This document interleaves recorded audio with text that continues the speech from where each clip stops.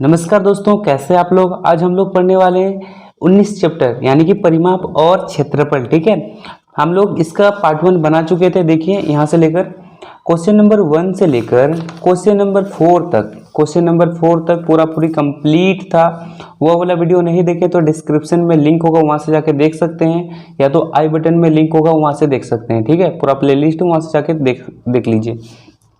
आज हम लोग पढ़ने वाले हैं 5 नंबर। ठीक है, किसी आयत की लंबाई और चौड़ाई का अनुपात 3:2 है यदि उसका परिमाप 240 मीटर हो तो आयत का क्षेत्रफल ज्ञात करना है। ठीक है, ये वाला क्वेश्चन है, इसको अपनी कॉपी में लिख लीजिए। चलिए फटाफट इसको कॉपी में बनाते हैं। तो चलिए इसको बनाते हैं। सबसे पहले लिखिए हल। ठीक है, अब सबसे पहले देखिए यहाँ पर है एक आयत बनाते हैं इस तरह से। इस तरह इसको हम लोग क्या बोलते हैं, आयत। ठीक है, ये हम लोग आयत है। चलिए जी, इंग्लिश में रेक्टेंगल बोलते हैं। इसके बाद आयत का हम लोग को क्या दिया हुआ है, लंबाई। आयत का लंबाई,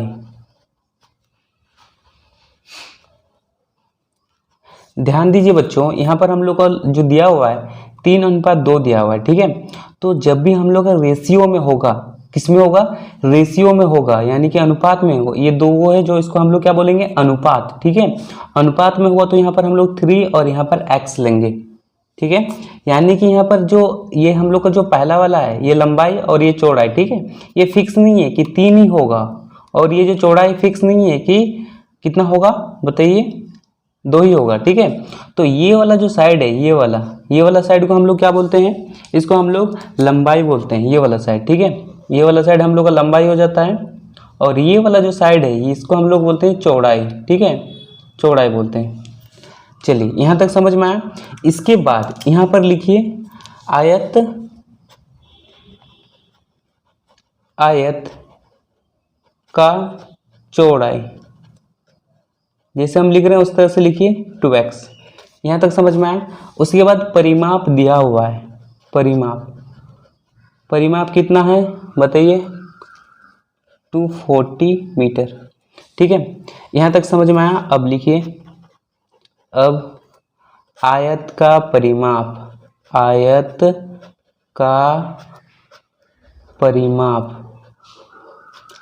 परिमाप का जो फॉर्मूला होता है वो क्या होता है बताइए, 2 गुना लंबाई जोड़ चौड़ाई।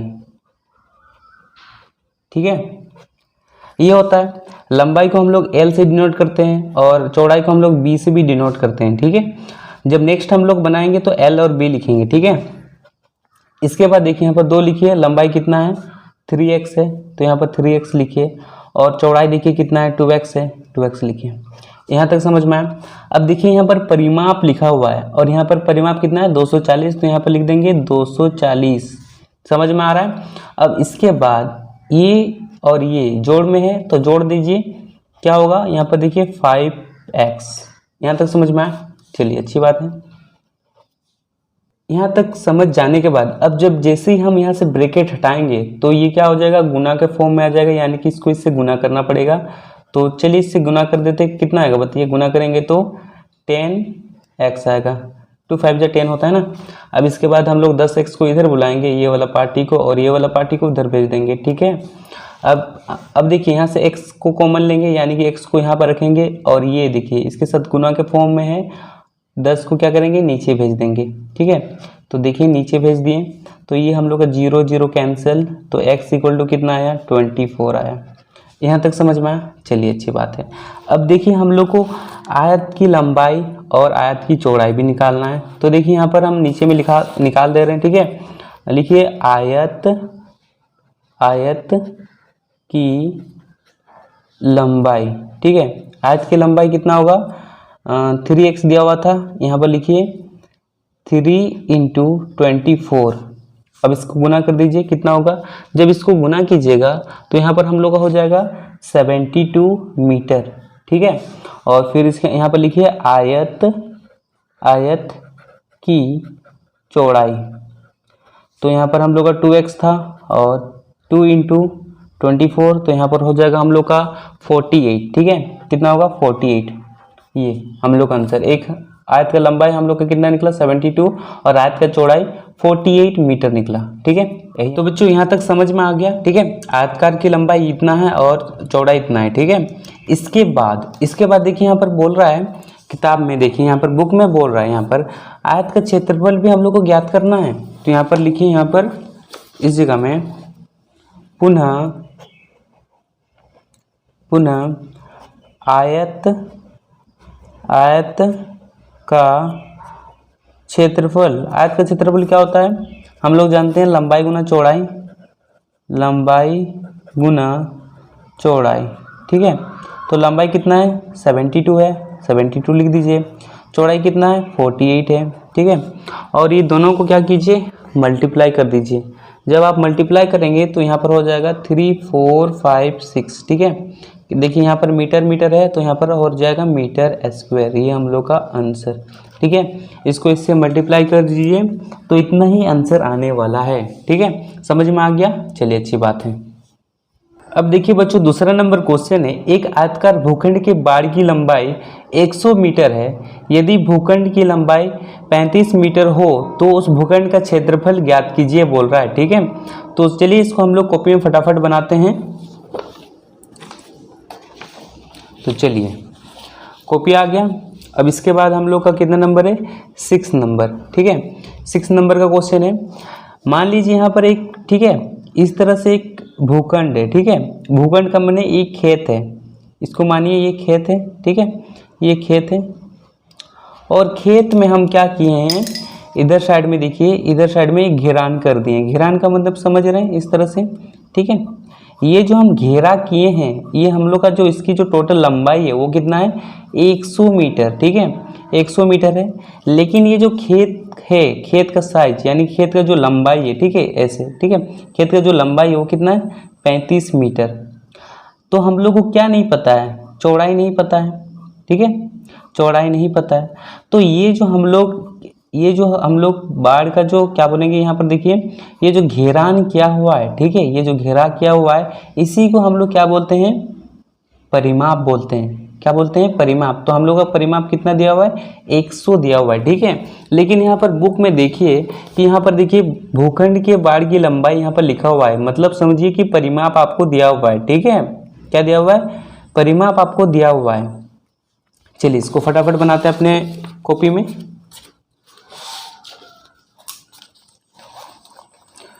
तो लिखिए यहाँ पर हल लिखिए, उसके बाद लिखिए आयताकार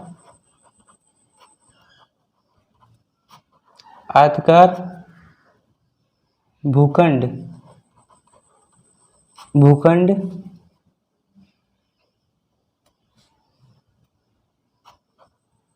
के बाढ़ की लंबाई कितना है, लंबाई 100 मीटर। ठीक है, 100 मीटर है। उसके बाद भूखंड की लंबाई, भूखंड की लंबाई कितना है 35 मीटर। ठीक है, अब देखिए हम लोग को लंबाई तो दिया हुआ, हम लोग को चौड़ाई नहीं पता है। ठीक है, जब चौड़ाई पता होगा तभी जाकर हम क्या कर सकते हैं, भूखंड यानी कि जो भूखंड का क्षेत्रफल निकाल सकते हैं, यानी कि जो खेत है, ठीक है, इसका हम लोग टोटल क्षेत्रफल निकाल सकते हैं कितना होगा। तो हम लोग क्या करेंगे, ठीक है, अब देखिए यहाँ पर लिखिए, अब जैसे हम लोग 5 नंबर में आयत का परिमाप निकालें, उसी तरह से यहाँ पर भी निकालेंगे। लिखिए आयत का परिमाप इक्वल टू क्या होता है 2 × L + B होता है। L का मतलब लंबाई, B का मतलब चौड़ाई। ठीक है, परिमाप देखिए, परिमाप हम लोग को दिया हुआ 100, हम बोले थे ये जो घेरान है इसी को हम लोग क्या बोलेंगे, परिमाप बोलेंगे। तो जो हम लोग का परिमाप है 100 है। ठीक है, तो यहाँ पर परिमाप बोल के नहीं दिया होगा क्वेश्चन में, आपको समझना पड़ेगा। ठीक है, तो यहाँ पर लिख दीजिए 100 इसके नीचे में। उसके बाद यहाँ पर 2 और यहाँ पर L + B। ठीक है, अब इसके बाद यहाँ पर 100 फिर से लिख दीजिए और यहाँ पर लंबाई देखिए, लंबाई कितना हुआ 35, तो यहाँ पर 35 लिख दीजिए और +B को ऐसे ही रहने दीजिए। यहाँ तक समझ में आया, चलिए अच्छी बात है। यहाँ तक समझ जाने के बाद अब क्या करेंगे, देखिए 2 को इससे गुना करेंगे, फिर इससे भी गुना कर देंगे। यहाँ पर फिर से 100 लिखिए, 2 को इससे गुना कीजिए तो 70 आएगा, और फिर इससे गुना करेंगे तो हो जाएगा हम लोग का 2b। ठीक है, इसको x नहीं b ही मानते हैं, ठीक है, व्रत, ठीक है, इसको चेंज नहीं किया x में। अब इसके बाद देखिए क्या करना है, चलिए बदली कर देते हैं। ये वाला जो पार्टी इसको इधर लेते हैं, ये वाला पार्टी को उधर लेते हैं। 70 + 2b = हो जाएगा 100। यहाँ तक समझ में आया। ये वाला पार्टी को इधर लिया और ये वाला पार्टी इधर गया, ठीक है, वैसे में चिन्ह चेंज नहीं होगा। अब इसके बाद देखिए ये 70 है, इसके आगे प्लस है, इसको इधर भेजेंगे तो क्या होगा, माइनस होगा। 2b = 100, ये इधर गया तो कितना आएगा, 70। ठीक है, तो 2b लिखिए यहाँ पर। इससे जब 100 से 70 को माइनस करेंगे तो 30 आएगा, 30 आ गया।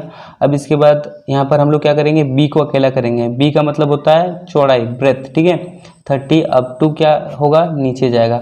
अब 2 का पढ़ा में 30 आता है कि नहीं आता है, चलिए डिवाइड करके देखते हैं। 2 × 2 और यहाँ 1 2 5 15, ठीक है। 2 का पढ़ा में कितना बार बोलने से 30 आता है, 15 बार बोलने से, यानी कि हम लोग का चौड़ाई जो है b निकल गया 15 मीटर, ठीक है, 15 मीटर। यहाँ तक समझ में आया। इसके बाद हम लोग को क्या करना है, भूखंड का क्षेत्रफल निकालना है। तो लिखिए पुनः भूखंड का क्षेत्रफल = L × B, ठीक है। भूखंड का क्षेत्रफल, भूखंड कैसे है, आयताकार टाइप का है, इसीलिए यहाँ पर आयत का फॉर्मूला यूज होगा, L × B। तो यहाँ पर देखिए L कितना है, यहाँ पर लंबाई कितना है 35, तो यहाँ पर 35 लिखिए, और B कितना निकला 15, ठीक है, और दोनों को गुना कर दीजिए। जब हम लोग दोनों को गुना करेंगे तो आएगा हम लोग का 525 आएगा, ठीक है। दोनों को गुना किए तो कितना है 525। देखिए मीटर में है तो हम लोग का हो जाएगा मीटर स्क्वायर, ठीक है। ये हम लोग का आंसर 6 नंबर कंप्लीट। बच्चों हम लोग 7 नंबर बना लेते हैं। 7 नंबर का क्वेश्चन क्या है, देखिए, एक वर्गाकार यानी कि स्क्वायर खेत की चारों ओर बाड़ लगाने में, बाउंड्री करने में 12 प्रति मीटर की दर से कुल 36,000 रुपया लगता है, ठीक है। 1 मीटर प्रति दर से 36,000 रुपये लगता है। उसी खेत में 3 प्रति मीटर की दर से अगर धान रोपने का खर्च कितना आएगा, ये पूछ रहा है क्वेश्चन, ठीक है। चलिए हम लोग कॉपी में समझते हैं। सबसे पहले देखिए ये एक खेत है, यहाँ पर देखिए बना देते हैं। ये हम लोग का एक खेत है, ठीक है, सॉरी, ये जो हम लोग का खेत होगा ये स्क्वायर टाइप का होगा, ध्यान दीजिए, वर्गाकार टाइप का खेत होगा, ठीक है, स्क्वायर टाइप का खेत होगा। और इसका जो हम लोग बाउंड्री बनाएंगे, ठीक है, इसका बाउंड्री बनाएंगे, मान लीजिए यहाँ से लेकर यहाँ तक 12 रुपया है, ठीक है। ये जो बाउंड्री मान लीजिए वायर से बना रही है, यहाँ तक लेकर यहाँ तक 12 रुपया है। तो जब हम लोग पूरा बाउंड्री को कवर करेंगे तो इसका जो पैसा हम लोग लगेगा वो लगेगा हम लोग का कितना, 36,000। कितना लगेगा, 36,000, ठीक है। यानी कि 1 प्रति मीटर, यानी कि यहाँ से लेकर यहाँ तक अगर हम लोग तार खरीदते हैं तो इसका कितना रुपया लगता है, 12 रुपया लगता है। अगर पूरा टोटल खेत में बाउंड्री करते हैं तो कितना लगता है, 36,000 रुपया। समझ में आ रहा है। इसके बाद बोल रहा है अगर इस खेत में अगर हम लोग रोपाई कर रहे हैं, रोपाई यानी कि यहाँ पर धान लगा रहे हैं, इस तरह से, ठीक है, लाइन बाय लाइन धान लगा रहे हैं, तो धान लगाने के बाद टोटल जो हम लोग धान लगाएंगे तो उसमें कितना रुपया खर्च होगा, कितने आदमी लगेंगे, ठीक है, और किस हिसाब से हम लोग का टोटल जो होगा खर्च कितना होगा वो हम लोग को निकालना है, ठीक है। यहाँ पर बोल रहा है, देखिए क्वेश्चन में बोल रहा है यहाँ पर उसी खेत में 3 प्रति मीटर की दर से धान रोपने पर, 3 प्रति मीटर की दर से धान रोपने पर कितना खर्च होगा, ठीक है, वो निकालना है। चलिए फटाफट अपने कॉपी में निकालते हैं। तो लिखिए 7 नंबर हल लिखिए, ठीक है, और लिखिए बाड़ लगाने के दर, बाड़ लगाने की दर इक्वल टू लिखिए 12 प्रति मीटर, ठीक है। और कुल खर्च हम लोग का हुआ, कुल खर्च कितना हुआ जी, 36,000, ठीक है, 36,000, ये समझ में आया। अब लिखिए 1 मीटर बाड़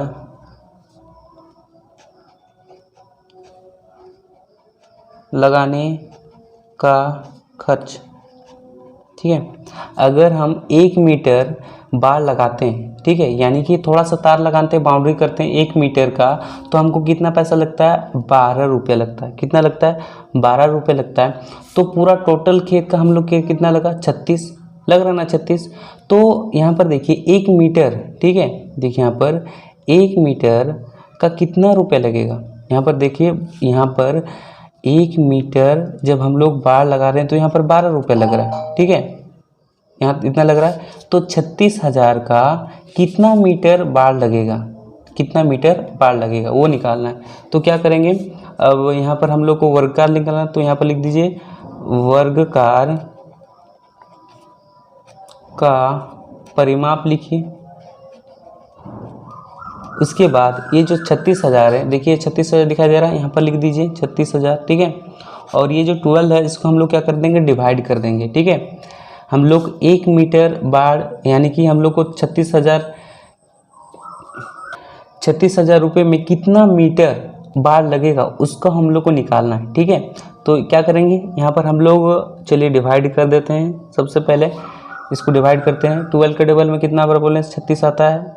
12 के 12 3 बार बोले में ना, तो देखिए यहाँ पर 3 और यहाँ पर 0 0, यानी कि हो गया इसका परिमाप 3000। कितना हो गया? 3000 इसका परिमाप हो गया। देखिए 3000, यहाँ तक समझ में आया? तो यहाँ पर लिखिए इसीलिए वर्गाकार खेत का कुल परिमाप इक्वल टू कितना? 3000। यहाँ तक समझ में आया? और 3000 यहाँ पर लिख दीजिए मीटर, ठीक है। यहाँ तक समझ जाने के बाद अब फिर देखिए यहाँ पर बुक में ही दिया हुआ है, ठीक है, आपका जो बुक है यहाँ पर दिया हुआ है कि बोल रहा है 3 टीट प्रति मीटर की दर से धान रोपने का खर्च, ठीक है, ये हम लोग को निकालना है। तो इसको लिखिए, तो लिखिएगा तो 3 प्रति मीटर धान रोपने का खर्च, ठीक है। 3 से किसको गुना कर देंगे? 3000 गुना कर देंगे, निकल जाएगा आंसर। यहाँ पर हम लिख चुके हैं 3 रुपये प्रति मीटर की दर से उसी खेत में धान रोपने का खर्च। ये हम कहाँ से लिखे? बुक से लेके लिखे हैं, ठीक है, बुक से लेके लिखे हैं। और उसके बाद यहाँ पर लिखिए 3, ये वाला 3 और यहाँ पर 3000 लिख दीजिए, ठीक है। तो यहाँ पर देखिए कितना लगेगा? 9000 रुपये, ठीक है। धान रोपने में कितना पैसा लगेगा? 9000। समझ में आ गया? चलिए अच्छी बात है। 7 नंबर कंप्लीट हम लोग का। अब बच्चों देखिए 8 नंबर वाला क्वेश्चन, ठीक है। 360 सेंटीमीटर लंबाई और 300 सेंटीमीटर चौड़ाई वाले एक दीवार के बीच में 120 सेंटीमीटर लंबाई और 90 मीटर चौड़ाई वाली एक खिड़की है। 60 प्रति मीटर की दर से दीवार में पेंट कराने की लागत ज्ञात कीजिए। ये क्वेश्चन है, इसको हम लोग सबसे पहले समझेंगे, ठीक है। तो देखिए ये एक दीवार है, ठीक है, यहाँ पर बना दे रहे हैं, ये एक दीवार है, इस तरह से बड़ा सा दीवार है। और इस दीवार में बोला गया है कि जो लंबाई है वो 360 है, ठीक है। ये लंबाई यहाँ से लेकर यहाँ तक लंबाई जो है यहाँ तक, ठीक है, कितना है? 360। देखिए 360 क्या है? सेंटीमीटर है, तो यहाँ पर लिखिए सेंटीमीटर, ठीक है। और उसके बाद देखिए यहाँ पर चौड़ाई बोल रहा है 300, ठीक है, चौड़ाई बोल रहा है कितना? 300। ध्यान से देखिए, इंपॉर्टेंट क्वेश्चन हो सकता है। इसके बाद यहाँ पर देखिए 300 हो गया। अब बोल रहा है कि एक दीवार के बीच में 120 सेंटीमीटर लंबाई तथा 90 मीटर वाली एक खिड़की है, ठीक है, एक खिड़की है। चलिए यहाँ पर एक खिड़की भी बना देते हैं, इस तरह से हम खिड़की बनाते हैं। देखिए ये वाला एक हम लोग का खिड़की है, ठीक है जी, ये हम लोग का खिड़की है। और इस खिड़की में क्या है? खिड़की में देखिए 120 मीटर लंबाई है, यानी कि ये जो लंबाई है यहाँ पर 120 है, ठीक है। और फिर यहाँ पर देखिए क्या है बताइए? उसके बाद 90, ठीक है, चौड़ाई है, यानी कि ये 90 हम लोग का चौड़ाई है, ठीक है, ये वाला। तो हम लोग क्या करेंगे? सबसे पहले क्या करेंगे? एक दीवार का हम लोग सबसे पहले क्षेत्रफल निकालेंगे, उसके बाद खिड़की का क्षेत्रफल निकालेंगे, और दीवार का क्षेत्रफल से खिड़की का क्षेत्रफल क्या करेंगे? घटा देंगे, ठीक है। तो हम लोग को जो एग्जैक्टली दीवार का जो क्षेत्रफल है वो हम लोग को मिल जाएगा, ठीक है, जहाँ जहाँ हम लोग को पेंट करना है, ठीक है। इसके बाद हम लोग क्या करेंगे? देखिए अगर हम लोग यहाँ से लेकर यहाँ तक अगर पेंट करते हैं तो उसके लिए हम लोग को 60 रुपये लगता है। तो अगर पूरा दीवार को अगर पेंट करना है, ठीक है, तो कितना रुपया लगेगा वो हम लोग को निकालना है, ठीक है। चलिए इसको निकाल लेते हैं अपने बुक में किस तरह से बनेगा। तो सबसे पहले लिखिए 8 नंबर हल लिखिए, ठीक है। यहाँ पर लिखिए दीवार में, ठीक है, दीवार में लिखिए। अब यहाँ पर देखिए दीवार हम लोग का आयताकार है, यहाँ पर लिखेंगे दीवार यहाँ पर इस तरह से लिखिए आयताकार दीवार में, ठीक है। या तो दीवार में लिखिए दीवार की लंबाई कितना है, देखिए 360 है, तो यहाँ पर 360 सेंटीमीटर लिखिए। और फिर से लिखिए दीवार की चौड़ाई कितना है जी, 300 है, 300 सेंटीमीटर, ठीक है। अब लिखिए दीवार का क्षेत्रफल, ठीक है। दीवार का क्षेत्रफल हम लोग को निकालना है, तो चलिए निकाल लेते हैं। L इंटू बी, ठीक है। और यहाँ पर 360 इंटू 300। अब इसको दोनों को गुना कीजिए, कितना आएगा देख लेते हैं। तो देखिए बच्चों इसको कैसे गुना करेंगे, इजी ट्रिक बता रहे हैं, ठीक है। यहाँ पर देखिए इधर 0 है, इसको जो 0 है उसको पुनः लिखेंगे, ठीक है। यहाँ पर 36 लिख रहे हैं और यहाँ पर 3 लिख रहे हैं, देखिए कैसे गुना करेंगे। 3 6 जा कितना होता है, 3 6 जा 24, 3 6 जा 24 होता है, नहीं 3 6 जा 18 होता है, ठीक है। तो यहाँ पर हम लोग लिखेंगे 18 का 8, इसके बाद 3 3 से 9 और 1 10, कितना है 108 आया, तो यहाँ पर हम लोग लिखेंगे 108।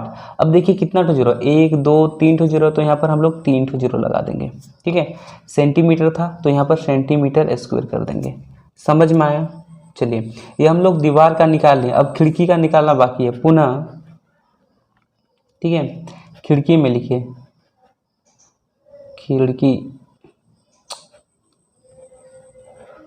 खिड़की में, ठीक है। खिड़की में लिखें। अब खिड़की की लंबाई लिखिए, खिड़की की लंबाई कितना है देखिए 120 सेंटीमीटर। और फिर इसके बाद खिड़की की चौड़ाई 90, खिड़की की चौड़ाई कितना है, खिड़की की चौड़ाई 90 सेंटीमीटर, ठीक है। अब इसके बाद खिड़की का क्षेत्रफल हम लोग निकाल रहे हैं, यहाँ पर निकाल दे रहे हैं, देखिए यहाँ पर, ठीक है। तो लिखिए खिड़की का क्षेत्रफल equal to L into B. अब यहाँ पर हम लोग लिखेंगे 120 और यहाँ पर लिखेंगे 90, ठीक है। यहाँ तक समझ में आया। अब इसके बाद क्या करना है, दोनों को गुना करना है। किस तरह से गुना करेंगे, यहाँ देखिए 12 और यहाँ पर 9, तो यहाँ पर हो जाएगा हम लोग का 2 9 18, 18 का 8 और यहाँ पर 9 और 1 हो जाएगा 10, ठीक है।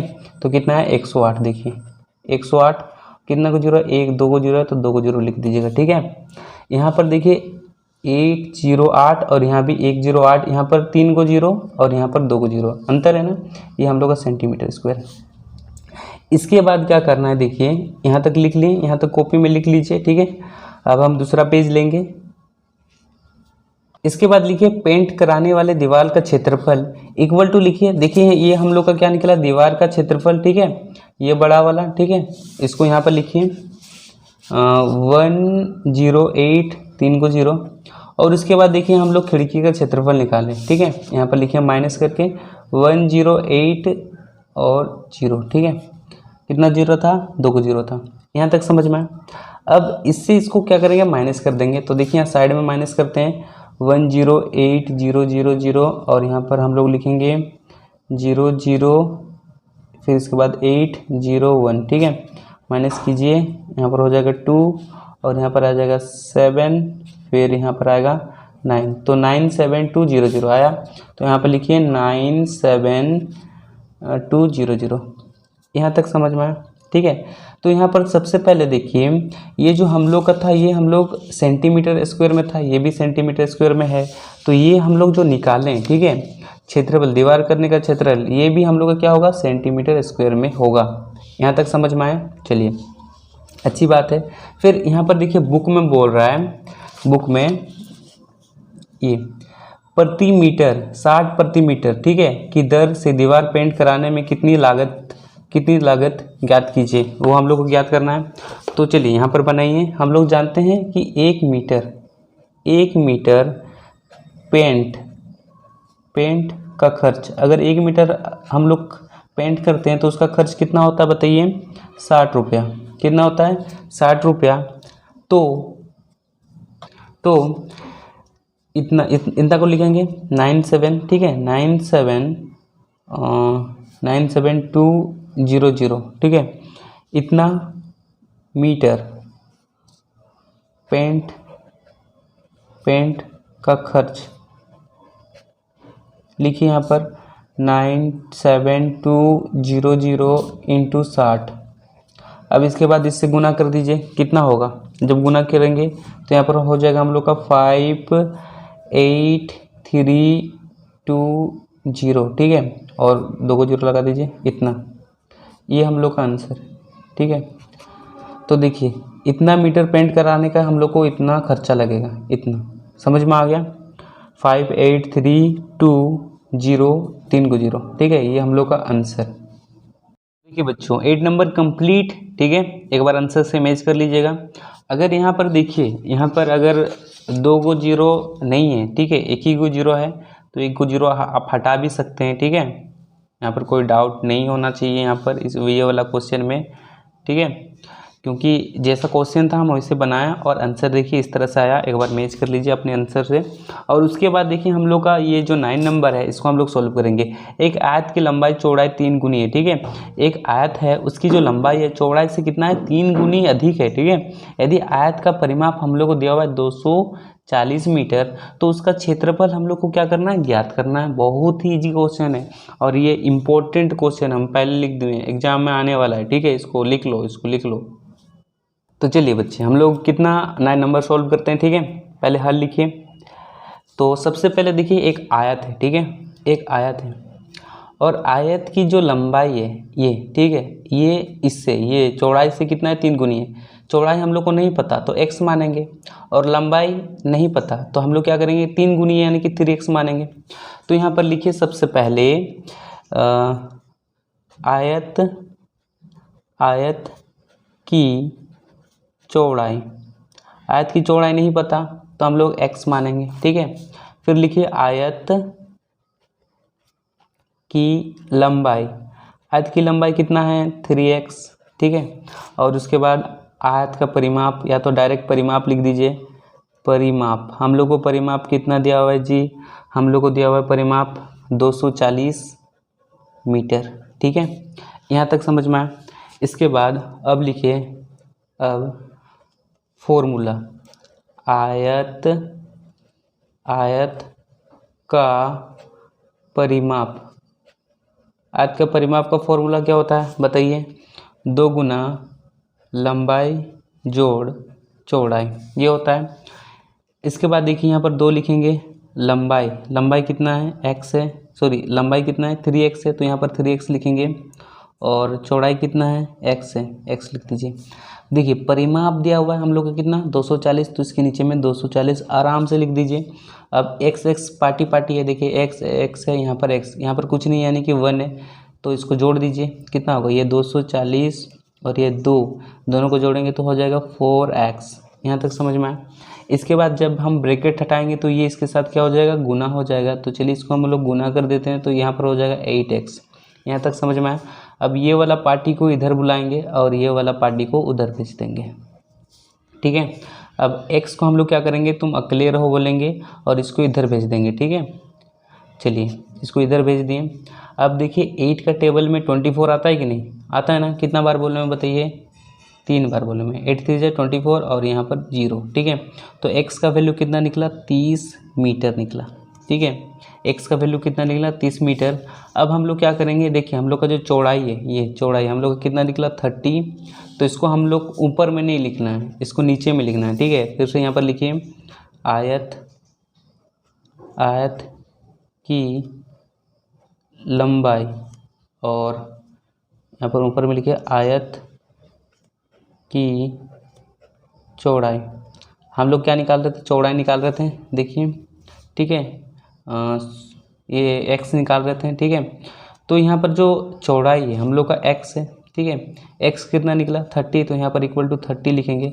और यहाँ पर लंबाई कितना है 3x है ना, तो यहाँ पर 3 और x में हम लोग कितना रखेंगे 30, तो यहाँ पर हम लोग का निकल जाएगा 90। तो 90 मीटर, आयत की लंबाई कितना हुआ 90 मीटर और चौड़ाई 30, ठीक है। इसके बाद बोल रहा है कि आपको क्या करना है, इसका क्षेत्रफल भी निकालना है, ठीक है, इसका क्षेत्रफल निकालना है। क्या करना है, क्षेत्रफल निकालना है।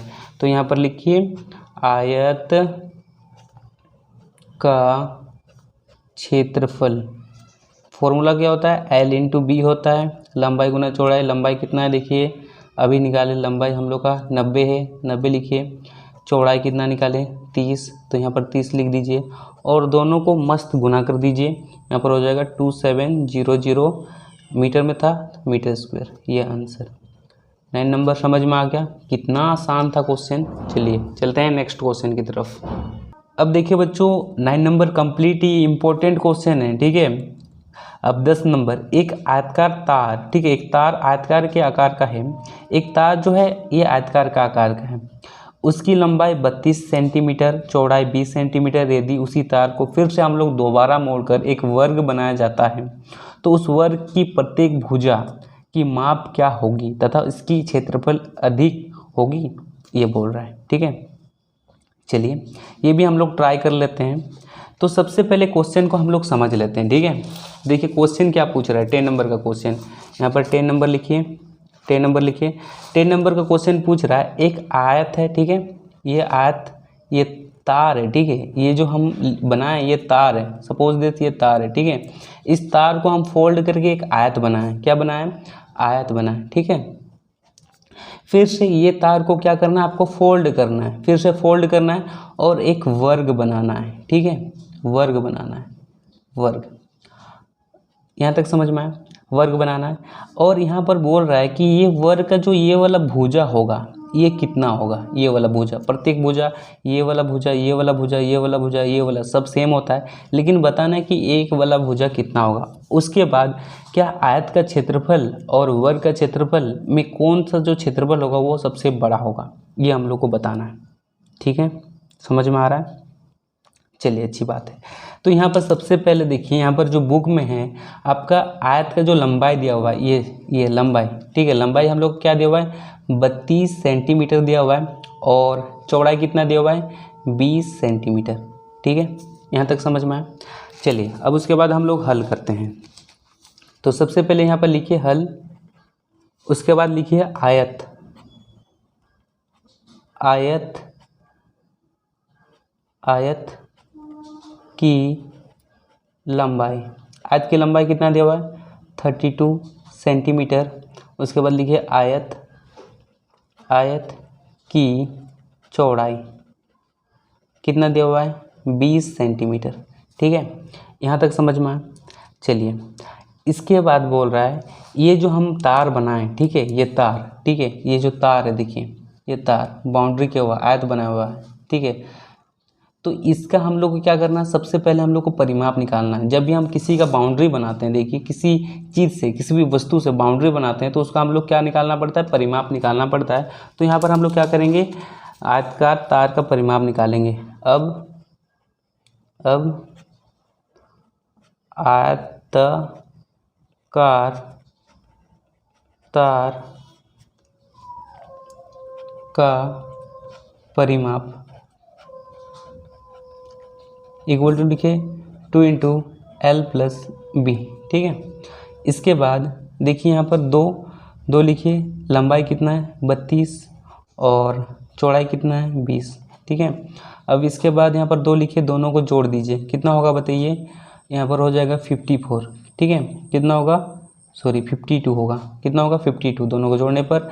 इसके बाद यहाँ पर 2 और यहाँ पर 52, जब ब्रैकेट को हटाएंगे तो यहाँ पर गुना हो जाएगा, दोनों को गुना कर दीजिए, यहाँ पर हो जाएगा 104, कितना होगा बच्चों 104, ठीक है। यहाँ पर देखिए 104 हो गया। उसके बाद यहाँ पर लिख दीजिए क्या में देखिए सेंटीमीटर में, तो यहाँ पर सेंटीमीटर लिख दीजिए, ठीक है। यहाँ तक समझ में आया, चलिए अच्छी बात है। इसके बाद हम लोग को देखिए यहाँ पर आयताकार तार का परिमाप हम लोग निकाल लिए 104 सेंटीमीटर। इसके बाद हम लोग को क्या करना है, आयत का क्षेत्रफल निकालना है, ठीक है। तो यहाँ पर लिखिए पुनः पुनः आयत का क्षेत्रफल, आयत का क्षेत्रफल L इंटू बी, यहाँ पर लिखेंगे हम लोग 32 गुना 30। अब दोनों को गुना कर दीजिए, एक शॉर्टकट बताते हैं। यहाँ पर 32 लिखे, यहाँ पर 3 से गुना कर दीजिए, यहाँ 6 और यहाँ पर हो जाएगा 9। ठीक है, कितना हुआ 9 6 और इसके बाद यहाँ पर 0। ठीक है, तो हम लोग हो गया 960 आयत का क्षेत्रफल। ठीक है, ये हुआ। तो देखिए बच्चों, यहाँ पर थोड़ा सा मिस्टेक हुआ है। कैसे?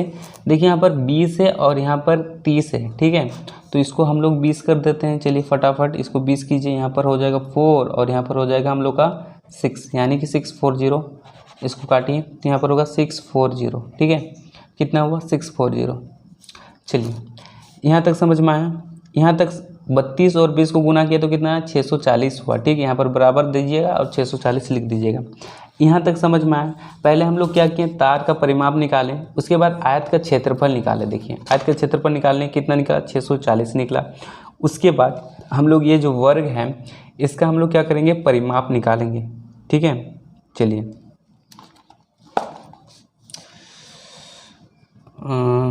अब वर्ग का परिमाप, अब वर्ग का परिमाप का जो फॉर्मूला होता है वो,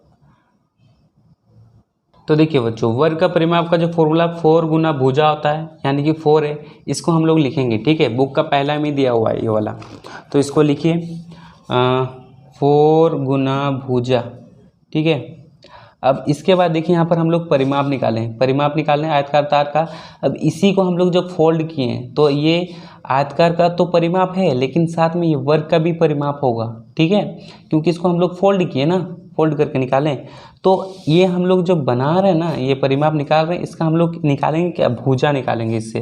ठीक है, क्या निकालेंगे, भुजा, यानी कि ये वाला जो भुजा है ये वाला। ठीक है, ये निकालेंगे। उसके बाद देखेंगे कि इसका जो क्षेत्रफल है, ठीक है, वो कितना है। चलिए इसके बाद यहाँ पर परिमाप में हम लोग लिख देंगे 104 और यहाँ पर लिखिए 4 गुना भुजा। भुजा का हम लोग ए भी लिख सकते हैं, ए से इंडिकेट करते हैं। ठीक है, चलिए ए लिख दिए। इसके बाद क्या करेंगे, 4 को इधर साइड भेज देंगे, 104 और 4 इधर आएगा और यहाँ पर हो गया हम लोग का ए का मतलब भुजा। ठीक है, अब चलिए इसको डिवाइड करते हैं, 104 को 4 से डिवाइड करते हैं तो यहाँ पर हो जाएगा 8 1 और यहाँ पर 24, तो यहाँ पर हो जाएगा हम लोग का, सॉरी यहाँ पर 2 होगा 2 और यहाँ पर हो जाएगा 26। ठीक है, तो इसको जब हम लोग डिवाइड किए तो कितना है 26। ए को यहाँ पर लिखिए और यहाँ पर 26 हम लोग का हो गया। किस में है देखिए, सेंटीमीटर में। यहाँ पर देखिए ध्यान दीजिए, यहाँ पर एल और बी को जब हम लोग गुना किए तो यहाँ पर सेंटीमीटर स्क्वायर लगाना भूल गए थे और यहाँ पर भी आप लिखिए सेंटीमीटर। ठीक है, तो ए कितना निकला 26 सेंटीमीटर। अब उसके बाद हम लोग क्या करेंगे, इस वर्ग का क्षेत्रफल निकालेंगे। तो यहाँ पर हम लोग लिखिए अब वर्ग का क्षेत्रफल क्या होता है, ए स्क्वायर होता है। तो यहाँ पर हम लोग का ए कितना है, ए देखिए ए 26 है, तो यहाँ पर 26 का स्क्वायर कीजिए, यानी कि 26 को 2 बार गुना कर दीजिए। ठीक है, 26 को जब आप 2 बार गुना करेंगे तो आपका 676 क्या आएगा, सेंटीमीटर स्क्वायर आएगा। तो देखिए यहाँ पर हम लोग का आयत का क्षेत्रफल कितना निकला 640 और यहाँ पर देखिए वर्ग का क्षेत्रफल कितना निकला 676 निकला, यानी कि किसका क्षेत्रफल ज़्यादा है, वर्ग का क्षेत्रफल ज़्यादा है। ठीक है, समझ में आया ये वाला 10 नंबर। चलिए अच्छी बात है, 10 नंबर कंप्लीट हो चुका है। अब 11 नंबर का क्वेश्चन इंपॉर्टेंट है। ठीक है, आयत एक क्षेत्रफल ज्ञात कीजिए जबकि उसकी एक भुजा 35 सेंटीमीटर तथा विकर्ण 37 सेंटीमीटर है। तो सबसे पहले देखिए यहाँ पर हम लोग एक चित्र ड्रॉ करेंगे। ये आयत है जिसका नाम ए बी सी और डी दिए। ठीक है, इसके बाद बोल रहा है कि इसमें एक विकर्ण है। विकर्ण का मतलब देखिए यहाँ पर बीचों बीच में एक लाइन ड्रॉ की है, इसको हम लोग विकर्ण कहते हैं। ठीक है, इसके बाद यहाँ पर बोल रहा है कि एक भुजा, ठीक है, एक भुजा 35 सेंटीमीटर है। ये देखिए 35 सेंटीमीटर है, ये 35 सेंटीमीटर है। ठीक है, और विकर्ण जो है हम लोग का ये वाला विकर्ण ये 37 सेंटीमीटर है। कितना है 37 सेंटीमीटर है। तो हम लोग को ये वाला जो भुजा है, ठीक है, उसको सबसे पहले निकालना होगा क्योंकि देखिए ये वाला हम लोग, ये वाला भुजा को हम लोग क्या बोलते हैं, लंबाई, और ये वाला भुजा को हम लोग बोलते हैं चौड़ाई। ठीक है, तो लंबाई और चौड़ाई जब तक हम लोग नहीं निकालेंगे तब तक इसका इसका क्षेत्रफल हम लोग नहीं निकाल सकते हैं। तो क्या करेंगे, चलिए सबसे पहले ये लिखिए यहाँ पर हल में लिखिए, हल में लिखिए माना कि ए बी सी डी एक आयत है, ए बी सी डी एक आयत है, ठीक है, जिसमें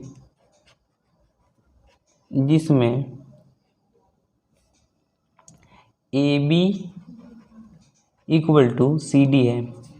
ए बी देखिए ये वाला A B equal to C D है, क्योंकि जानते हैं कि आयत का ये वाला जो भुजा होता है इससे इक्वल होता है। ठीक है, क्या होता है, बराबर होता है। A B equal C D है, यानी कि ऊपर वाला भी कितना होगा बताइए, 35 होगा। ठीक है, ये नीचे वाला 35 है तो ऊपर वाला भी 35 ही होगा सेंटीमीटर।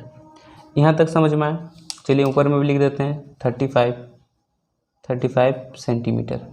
चलिए यहाँ तक समझ में आया। चलिए जी, अच्छी बात है। और उसके बाद देखिए यहाँ पर ये जो बी सी है, ये वाला, ये हम लोग का कितना है, B C equal to 37 centimetre है। ठीक है, हम लोग को क्या निकालना है, देखिए यहाँ पर बी डी निकालना है। ठीक है, तो यहाँ पर B D equal to question mark. अब लिखिए त्रिभुज बी सी डी में, त्रिभुज बी सी डी में, ठीक है, हम लोग कौन सा फॉर्मूला यूज करेंगे, देखिए यहाँ पर कौन सा फॉर्मूला, हम लोग को ये वाला नहीं पता है। ठीक है, ये पता है, ये वाला पता है, और ये वाला नहीं पता है, तो कौन सा फॉर्मूला यूज करेंगे। देखिए हम लोग एक मैथ का फॉर्मूला पढ़े हैं, हम लोग इसको क्या बोलेंगे, ये वाला। ठीक है, ये देखिए ये वाला है, इसको हम लोग क्या बोलेंगे। तो चलिए बच्चों, तो सबसे पहले इसको हम गायब करते हैं। देखिए ये किस तरह से त्रिभुज दिखाई दे रहा है, एक समकोण त्रिभुज दिखाई दे रहा है ना। इस ये वाला में ये वाला जो भुजा है, इसमें ये वाला जो भुजा सब है खड़ा हुआ है, तो यहाँ पर देखिए 90 डिग्री का कोण बन रहा है कि नहीं। इसका ऑपोजिट साइड वाला होगा कर्ण। ठीक है, क्या होगा, ऑपोजिट साइड वाला होगा कर्ण, और ये वाला आधार होगा, और ये वाला लंब होगा। ठीक है, तो वही वाला हम लोग फॉर्मूला यूज करेंगे, आधार वाला। तो यहाँ पर देखिए आधार स्क्वायर इक्वल टू हो जाएगा कर्ण स्क्वायर माइनस लंब स्क्वायर। तो आधार हम लोग का क्या है, बी डी है, तो यहाँ पर लिखेंगे बी डी का स्क्वायर, और कर्ण हम लोग का क्या है, बी सी है, बी सी का स्क्वायर, आधार हम लोग का सी डी है, सी डी का स्क्वायर। ठीक है, यहाँ तक समझ में आया। अब यहाँ पर फिर से बी डी लिखिए। ठीक है, बी डी लिखिए। अब यहाँ से स्क्वायर हटाएंगे जैसे, तो यहाँ पर रूट लग जाएगा, रूट। ठीक है, अब इसके बाद बी सी का जो वैल्यू है वो कितना है, देखिए बी सी का वैल्यू कितना है, 37 है, तो यहाँ पर लिखिए 37 का स्क्वायर माइनस सी डी का वैल्यू कितना है, 35 का स्क्वायर। ठीक है, यहाँ तक समझ में आया। अब फिर से यहाँ पर बी डी लिखिए, और उसके बाद इसको 2 बार गुना कीजिए, इसको 2 बार गुना कीजिए, जितना आएगा यहाँ पर हम लोग लिखेंगे। तो देखिए इसको हम लोग 2 बार गुना करना है। ठीक है, 37 इंटू 37 2 बार कीजिए तो 1369 आएगा, और उसके बाद 35 इंटू 35 2 बार गुना कीजिए तो यहाँ पर 1225 आएगा। ठीक है, यहाँ तक समझ में आया। चलिए ये रूट कैसे आया, जब यहाँ 2 से हटाएंगे। ठीक है, बी डी से जब 2 हटाएंगे तो यहाँ पर रूट लगेगा। इसके बाद यहाँ से माइनस कीजिए, कितना आएगा, देखिए जब आप लोग यहाँ से माइनस करेंगे तो यहाँ पर 144 आ जाएगा। ठीक है, माइनस कीजिए तो कितना आएगा, 144। अब हम लोग जानते हैं कि 12 का अगर 2 बार गुना करें तो 144 हम लोग का आता है। तो यहाँ पर इस तरह से लिखेंगे, इसको तोड़ेंगे, बी डी इक्वल टू यहाँ पर 12 इंटू 2, तो देखिए यहाँ पर जोड़ी बन गया, 12 का जोड़ी बन गया, तो यहाँ पर हम लोग का एक जो है 12 निकल जाएगा। 12 हम लोग का क्या है, सेंटीमीटर। ठीक है, तो हम लोग का बी डी निकल गया, बी डी कितना निकला, 12 सेंटीमीटर निकला।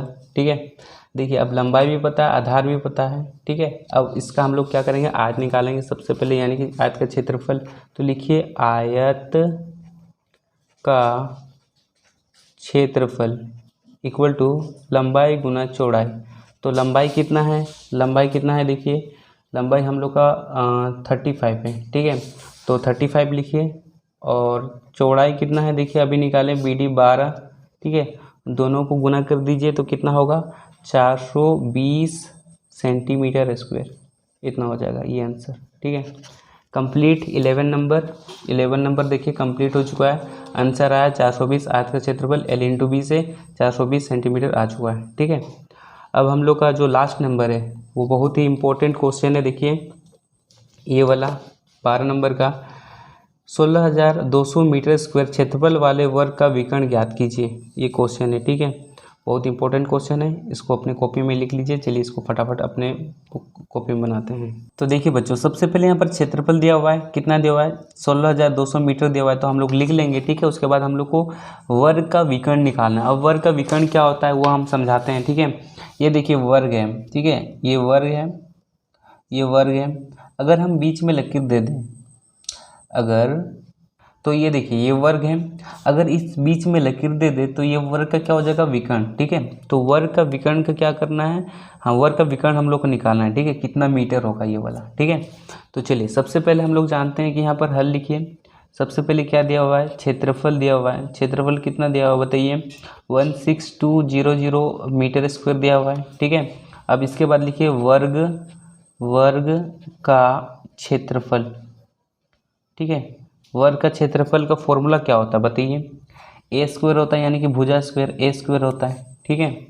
और यहाँ पर क्षेत्रफल हम लोग का कितना है 16200 लिख दीजिए और यहाँ पर लिखिए ए स्क्वायर। इसके बाद ये वाला पार्टी को इधर लाएंगे, ये स्क्वायर इधर आया और इसको हम लोग उधर भेजेंगे 6200, ठीक है। जब हम यहाँ से 2 को हटाएंगे तो यहाँ पर रूट लग जाएगा, क्या लगेगा रूट 16200, ठीक है। यहाँ तक समझ में आया। चलिए 2 हटाएं तो यहाँ पर रूट लगा, ठीक है। इसके बाद देखिए बच्चों, जब हम इसको रूट से तोड़ेंगे, ठीक है, जब हम रूट से तोड़ेंगे तो यहाँ पर 126 पॉइंट आपका 76 आ जाएगा, ठीक है। अगर आप इसको रूट में तोड़ने जाइएगा तो बहुत टाइम लगेगा। तो ये जो संख्या है इसको थोड़ा सा याद रखिएगा क्योंकि ये इंपॉर्टेंट क्वेश्चन है, ठीक है।